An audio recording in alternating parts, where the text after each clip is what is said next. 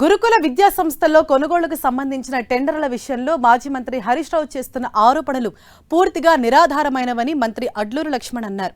Scam జరిగినట్లు నిరూపిస్తే తన పదవికి రాజీనామా చేస్తానని చెప్పారు. దళితులు మంత్రులైనందుకు హరీష్ రావు బాధపడుతున్నారని, దళిత మంత్రుల గురించి అవహేళన చేసి మాట్లాడడం తగదన్నారు. ప్రభుత్వాన్ని బద్నాం చేసేందుకే హరీష్ రావు ఆరోపణలు చేశారని మండిపడ్డారు.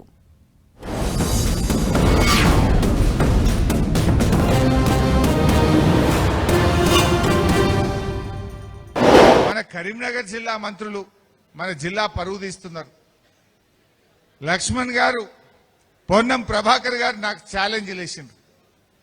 అరే నువ్వు 2000 కోట్ల స్కామ్ అంటున్నావు, మేం కొన్నదే 680 కోట్లది అన్నారు. వాళ్ళకి నిజంగా వాళ్ళని చూస్తే నాకు జాలేస్తుంది. మీ డిపార్ట్మెంట్లో మీరు మంత్రులుగా ఉండి అసలు మీ డిపార్ట్మెంట్ లో ఏం జరుగుతుందో మీకు తెలియని పరిస్థితుల్లో మీరున్నారు. 2000 కోట్ల రూపాయలతో టెండర్లు పిలిచిన విషయం ఈ మంత్రులకు తెలియకపోతే వీళ్ళు ఏం పాలన చేస్తుండ్రో నాకు అర్థమైతలేదు.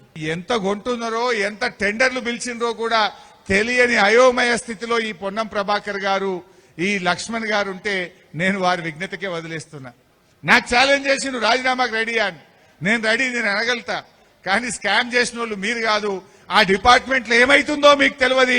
ముఖ్యమంత్రి మొత్తం టెండర్లు పిలిచి మింగుతా ఉన్నాడు. ఆ అనుముల వారి అన్నదమ్ములే మింగుతున్నారు కనుక మీకేమైతుందో మీకు తెలియదు.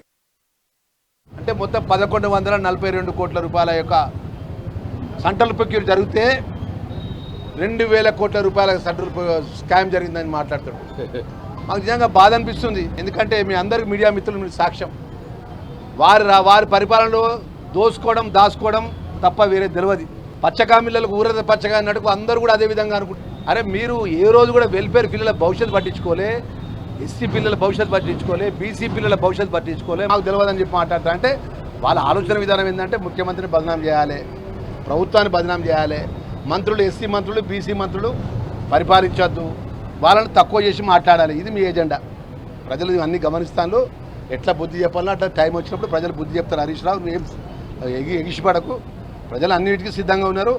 మీకు ఇవాళ నేను వెల్ఫేర్ మంత్రిగా 2000 కోట్ల రూపాయల మాట మాట్లాడినావు కదా, అది ఎప్పుడు నువ్వు నిర్ణయిస్తావో టైం డేట్ చెప్పు, నా అధికారం తీసుకొని వస్తా. మా బీసీ వెల్ఫేర్ మినిస్టర్ వారి అధికారం తీసుకొని వస్తాడు, మా మైనార్టీ మినిస్టర్ ఆయన తీసుకొని వస్తాడు. టైం డేట్ నువ్వే ఫిక్స్ చేయ హరీష్ రావు. నీ సిద్ధమే. నువ్వు చేస్తావా, నీకు మాజీ మంత్రులు చేస్తారా, మేము సిద్ధమని చెప్తున్నాం.